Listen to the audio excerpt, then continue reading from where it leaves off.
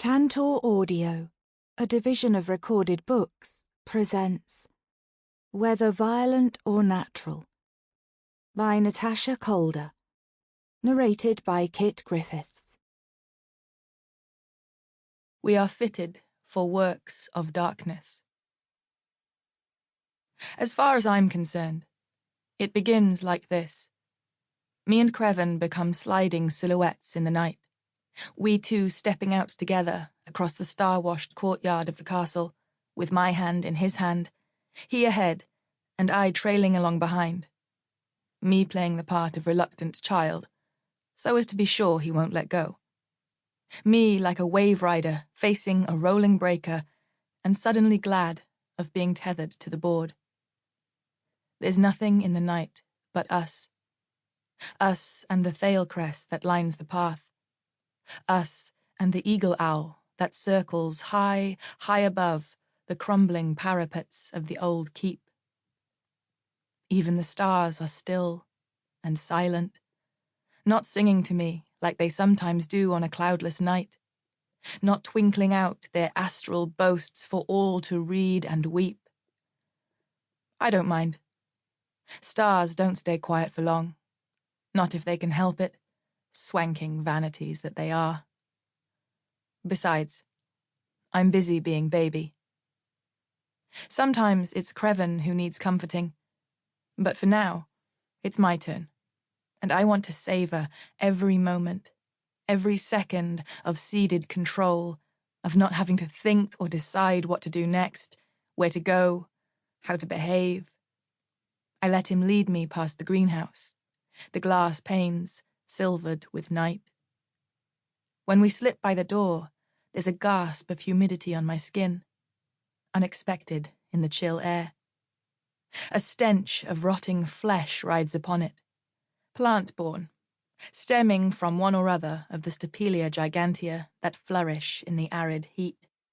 They are carrion plants, florid tricksters that pass themselves off as rotting corpses, in the hopes of attracting the calliphorids upon which they rely to disseminate their seed.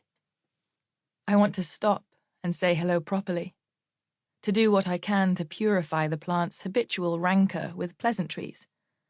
But I've barely begun when Crevan gives me a stern look, and I catch the words dead between my teeth. Yes, Daddy. I'll be quiet now. No, I know. No games, no fooling. Let's go. We go.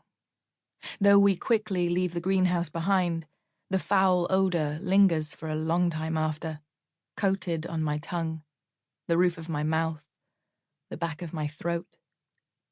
Every taste of it is telling me to gag, to retch, to purge. Wrong, it says. Sick it out, it says. I know I'm being tricked. Better still, I know what the trick is, and I know how it works. But that doesn't make it any less effective.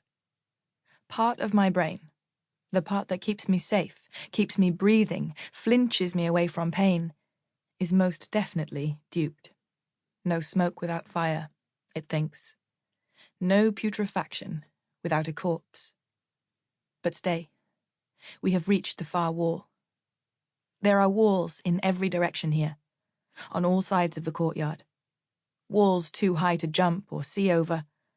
You could climb, though. There are lots of places where the brick has crumbled, worn in, worn away, leaving little nooks and niches where you can grip with your fingers, dig in with your toes. Before Crevan came, I climbed the walls whenever the fancy took me. I would sit on the top and kick my heels or lay down to laze in the sun. I would walk their length and pretend they were much narrower than they really were, the width of one finger instead of two spread hands. I would flail my arms as though I was losing my balance, a tightrope walker, swaying precariously on a line stretched between the upper limbs of giant redwoods. But Crevan doesn't like to play those sorts of games. He goes in and out through the postern, and he never thinks of the walls as anything but an extra layer of defence. Now he stops, head tilted, one ear cocked.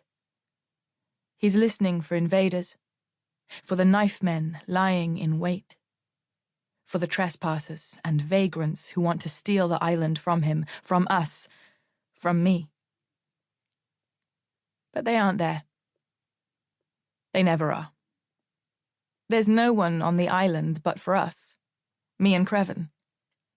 I try to say as much, but he won't be told, won't have the plain facts pointed out to him. It's a habit, I guess, this tedious precaution of his, this need to check that the silence of no breath is everything it seems, an absence, and not a stifling. But then, he's been on edge ever since he came here. A moment's inattention can be lethal. That's what he tells me sometimes. Perhaps it's even true. I don't know. I have passed several thousand moments of inattention and come to no particular harm. But I suppose that doesn't account for all possible eventualities. Suffice to say, only that I am happy to humour him.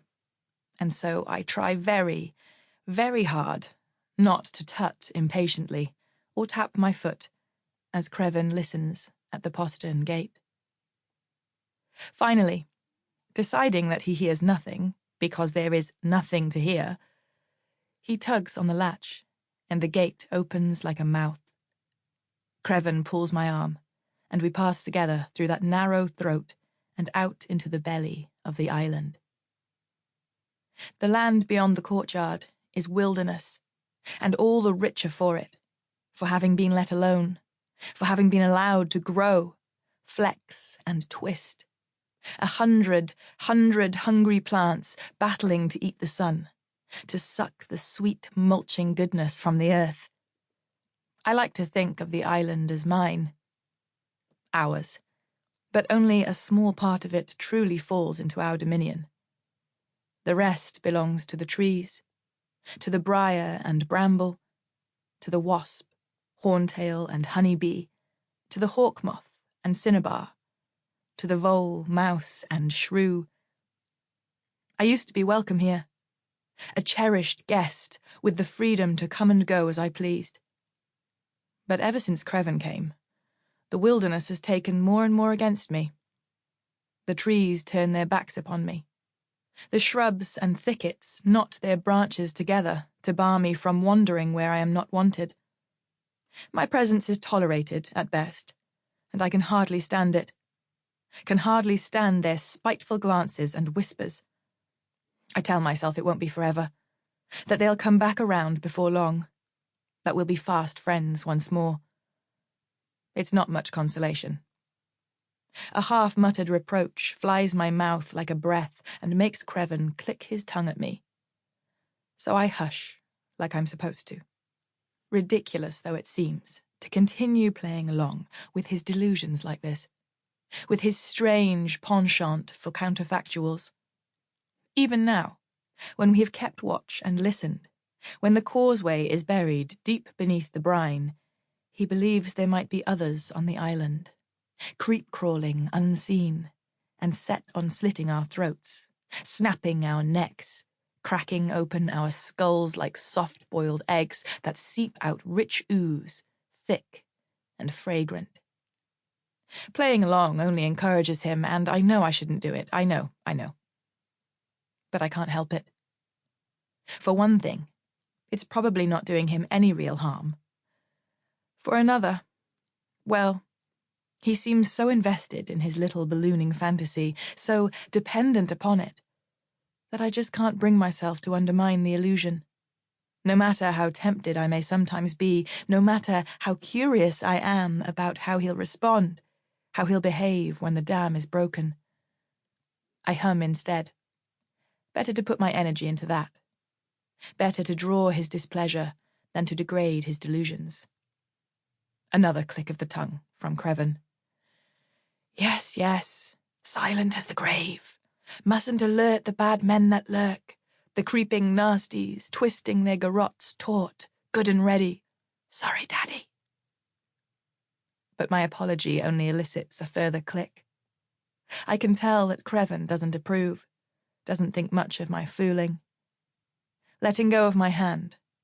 No more baby for me that says. No more playing, not if I won't behave. He slinks on ahead, reflexively adjusting his gait as he goes, crouching low and rolling his bare feet from toe to heel to pick his silent way through the understory, through the moss and the celandine and the dogwood and more besides, more than even I can name.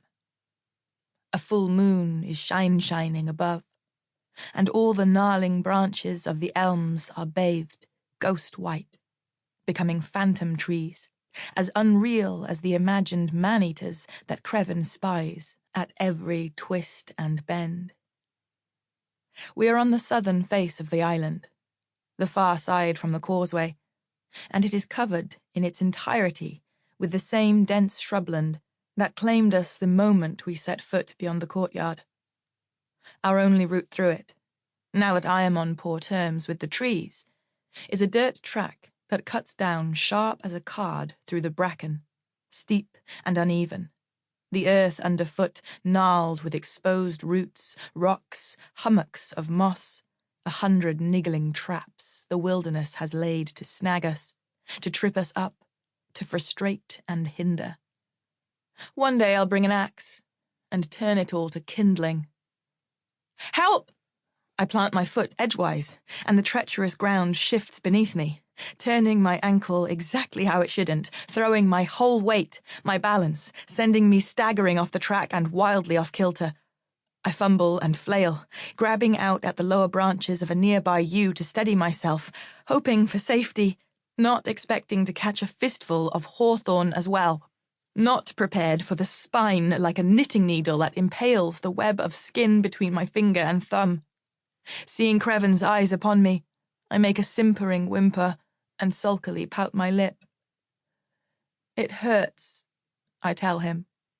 It hurts, and it's all your fault. All your fault that we have to come down this way when there are plenty of paths on the island that you can walk down easy as anything without practically dying. What I say is true in every word.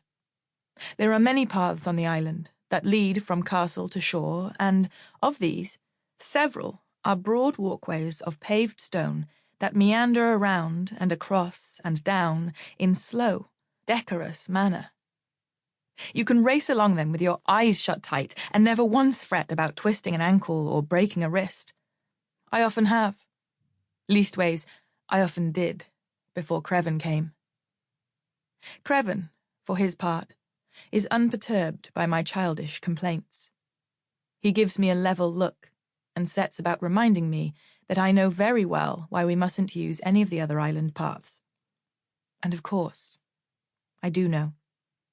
We can't use any of the other paths because Crevan is paranoid, delusional, deranged. But that's not nice to say. So I don't.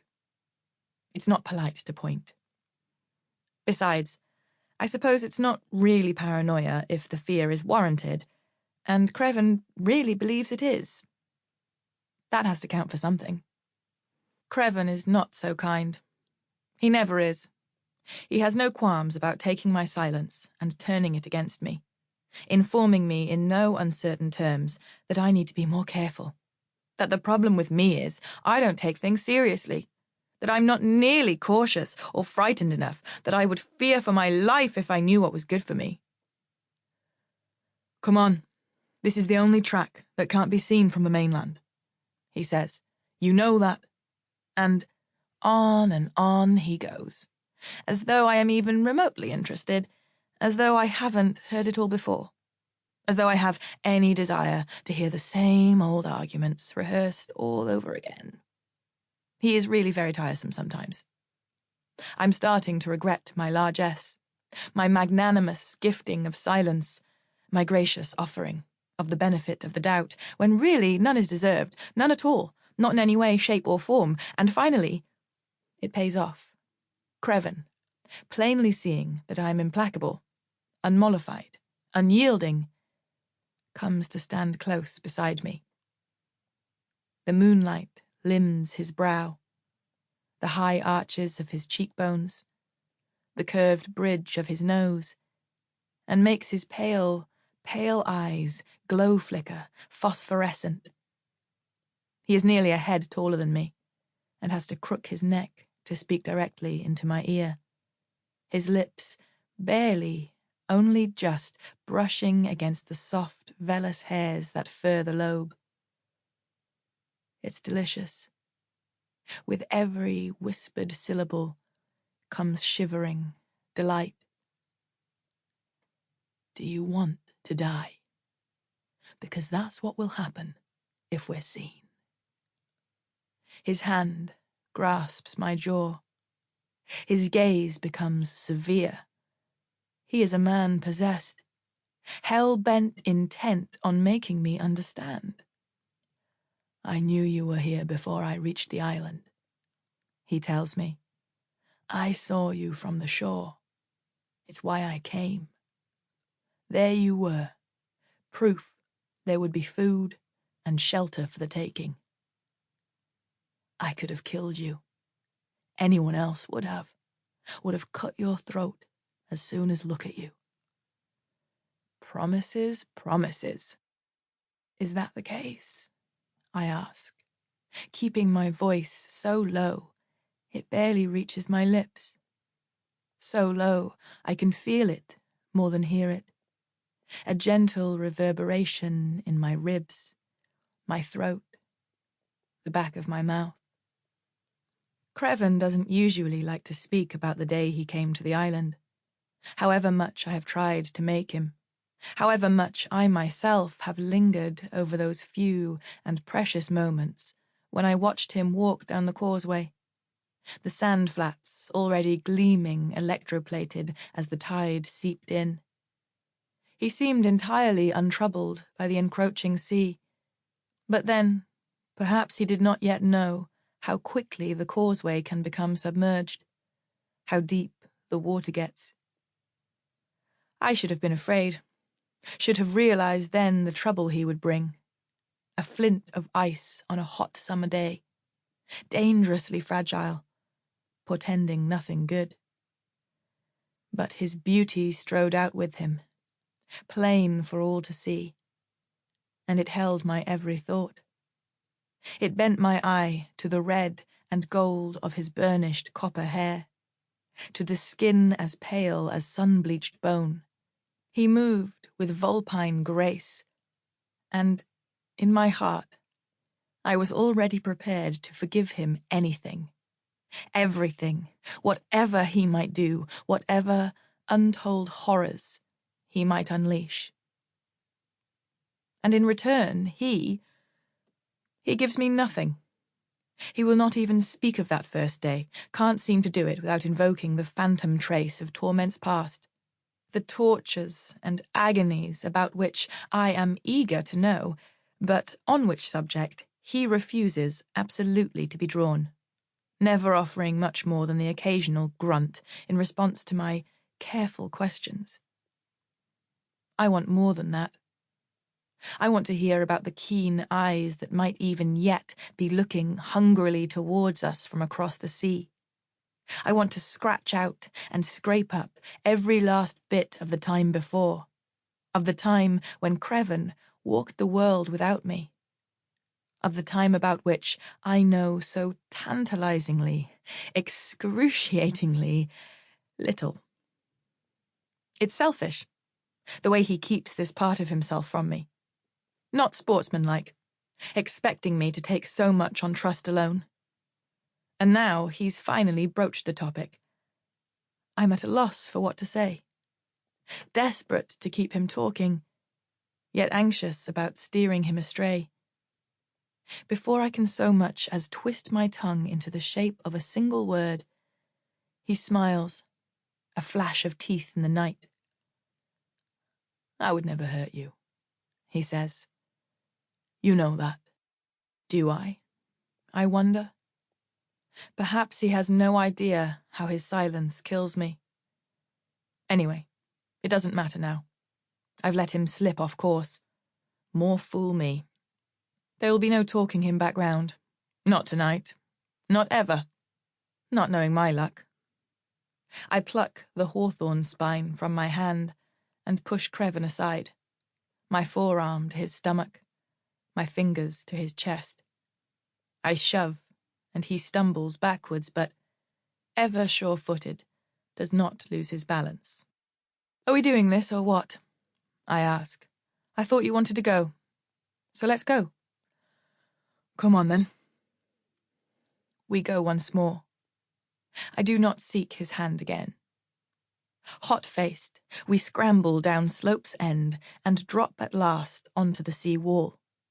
Crevan lands on all fours like a cat, but I, as ever, am far less dignified, compromised into inelegance by hips, knees, shoulders, wrists that all have ideas of their own about the right way for a joint to move and roll, to lock, and not one of them in agreement with any of the others, or with me, for that matter. I twist from side to side, letting my arms fly and flop as if they are only two steel spikes that have been pegged into my shoulders with string. Twist and swing. Twist and swing. The momentum catches, builds, and I wonder whether perhaps, if I am lucky, if I am good, if I eat my greens, my crusts, my arms might fly loose of their own accord, tugged free from the lump of my flesh by their own speeding weight. I catch Crevan smirking and stop. My arms flump down to hang limp at my sides, flaccid and pendulous, as though they have forgotten what they are for, as though they really believed my little flight of fancy just then, as though they dreamt themselves into being all chromium steel, and have been sorely disappointed to wake and find that they are not, that they are nothing but meat and bone. Their despondent lethargy becomes quickly unbearable. When Crevan isn't looking, I jiggle about and am relieved when the limbs seem more like themselves again. Two perfectly ordinary arms. Thank you very much. One right, one left. Check. And check. I am indiscreet in my delight. Crevan spies me again, and his brow furrows in the middle. Two neat grooves, graven, side by side. I stick out my tongue and tell him to mind his own business. Then, for want of anything better to do, and because it seems as though something must be done, I crouch down to whisper my hellos to the broad back of the old sea wall. It hugs the shore of the island for, miles and miles, I'm sure, like a dirty, big, worming, serpentine dragon, coiled around its hoard of treasure, concrete flanks all armoured with scales of jagged quartzite. I pat at them with my palms flat, making tentative, soothing strokes. "Good evening, Mr. Dragon, sir. And how do you do, and what fine weather we've been having, and yes, I dare say you are right in that regard, but I don't suppose it can be helped. Well, quite. Marvellous, yeah. Simply sublime. Kit." It is a moment before I place the sound, though, of course, it is just Crevan, calling me by name, or rather, by what he thinks of as my name, but which in actual fact has nothing to do with me whatsoever. A terse monosyllable of entirely no significance. He may as well call me knife, or shell, or thread, for all the natal correspondence there is between such words and the thing that I call myself. On Crevan's behalf, though, I must admit that his persistent use of this misnomer is not entirely his fault. He calls me Kit because it's the first thing that happened to spring from my tongue the day he arrived. Sprang out of me, like everything else always does, welling up out of who knows where or what. The funny old words I find for them things that I see, and them things that I don't. Kit. I'm stuck with it now, I suppose, for I can't divine any way of writing him without making him embarrassed and ashamed. Knowing my luck, I'll be stuck with it forever. But I won't be made to take all the blame. Crevan has his own contemptible part to play in this, for it was him who came to the island in the first place, and it was him who started it, telling me his own precious name and then asking for mine in exchange, as though that was fair, as though it was right to weight the scales like that, to make himself vulnerable as a means of insisting that I make myself vulnerable too. He should never have done that. Certainly, I never would the same. for it is not right and meet so to do, as I'd have thought any old anyone could see. And that's supposing Crevan was telling the truth, though I'll bet, my bottom dollar, a fiver, the house, that he wasn't. After all, I have only his say-so. And in the reverse instance, whereby he has only my say-so as to what my name is, I know with absolute certainty that I am lying, that my name is not, and never was, Kit. On the basis of this one test case, I am forced to conclude that, in all probability and out of it, Crevan was lying at least as much as me. Probably Crevan is no more his name than Kit is mine. That would be just like him, giving a lie so as to make me give up a truth. He's sly like that, is Crevan. But he doesn't fool me, not for 1 second, not for a single moment. I know his game, and his type, and I know the score, and I know that I'm winning, though perhaps not for much longer. Not if I'm careless. Not if Crevan can help it. Kit. I can't deny there's a pleasure to hearing that name in his mouth. It might not be my name, but Crevan believes it is. And every time he shapes his lips around it, every time his voice carries it out into the island air, the word sounds more and more like it might really mean me, or at least some part of myself, or at even less least, a part of someone akin to myself. Kitty, Kit, Kitty. Perhaps that is my name after all. A true name, lurking beneath the one I was given at birth, only waiting for a chance to come out, the right stranger to tell. Kit. Crevan's voice is soft as chalk above the waves that lap and break against the stone. I stare out to the vanta-black expanse of the sea, stretching beyond and up into the night. Then I give the sea wall a final pat. Good dragon. And, straightening, turn to the man who asks for me. Already he is stripped to the waist. Scars cable his chest and stomach, his back, his shoulders, his arms. Every one of them a little puckering mouth, healed shut into a compressed white line. Suddenly, I am baby again, pliable and oh so easily impressed. I skip eagerly along the wall to his side and brush my lips to as many of the little scar mouths as I can reach, bobbing my head like a pecking bird. And here a kiss, and here a kiss, and here a kiss. Crevan brushes a smoothing palm over my hair, kneading my scalp with the pads of his fingers until I am still and spinning, kissing frenzy forgotten, eyes closed, head leaning into his chest. I wind my arms about his waist and let loose my every muscle, collapsing into him ragdoll-wise, knowing he will take my weight, trusting he will not argue or question, but only stand straight and true, holding fast so I need not. Then he asks if everything is all right, and I snap away, joints clicking back into place, every motion an abrupt jolt that articulates, I hope, I swear, my disappointment. I shake my head when he asks again what the matter is, dismayed that he doesn't know, that he can't simply tell, that he has to ask, that he could think there is anything wrong with me when obviously the fault lies with him. But then a moth flitters by, etiolated wings pale against the night, and I am lost to its stuttering, faltering dance. I make my hands to match and flutter, thumbs laced, fingers spread, a moth of flesh and bone, and turn and step as best I can, following the lead of my unknowing, unwitting dance partner. Crevan does not tell me to stop, only watches me with that funny, half-laughing, half-fretting look of his. Dear, dear Crevan. Poor, Sample complete. Ready to continue?